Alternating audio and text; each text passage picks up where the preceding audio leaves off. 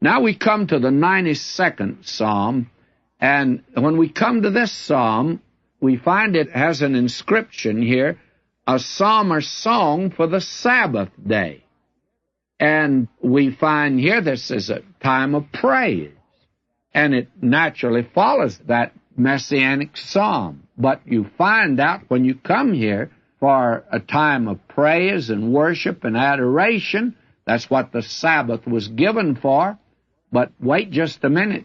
The worship here is connected with an earthly sanctuary. And it actually is looking forward to the day back in Jerusalem when there'll be an earthly sanctuary again. And His redeemed people are going to worship there. Now, the worship of believers today is just a little bit different.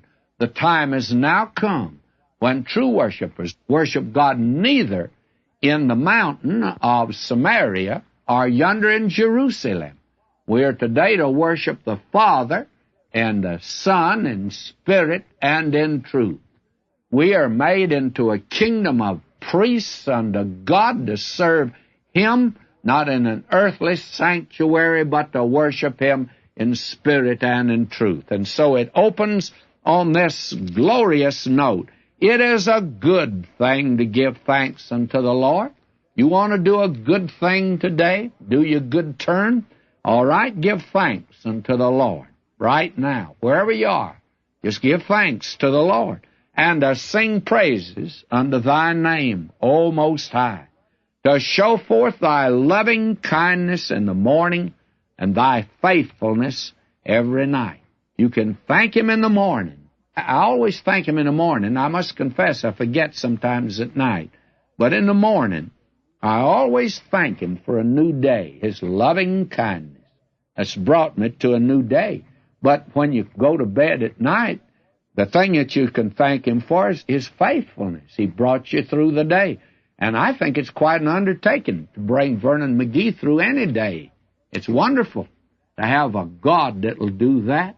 This is a glorious, wonderful psalm. Now it mentions down here, verse 6, a brutish man knoweth not.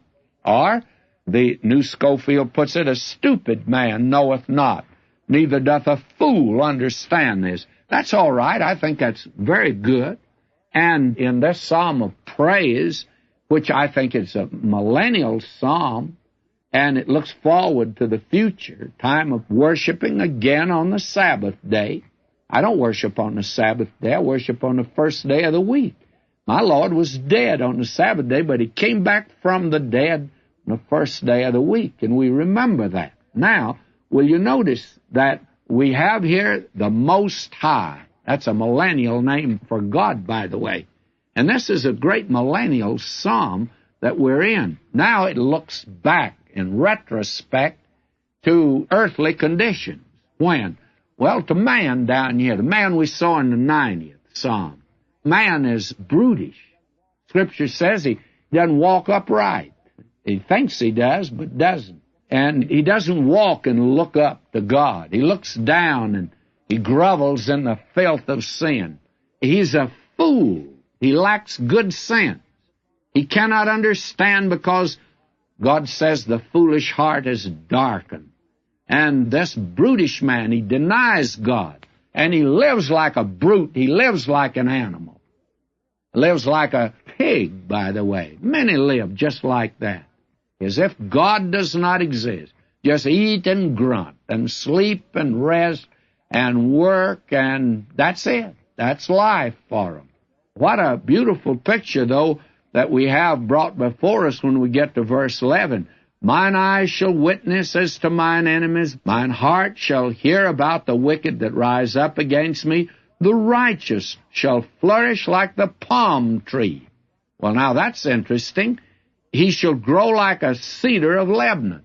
Now, the palm tree has been an emblem of victory, and the cedar tree denotes strength and seriousness. That's a picture of the righteous that are walking in fellowship with God, I think even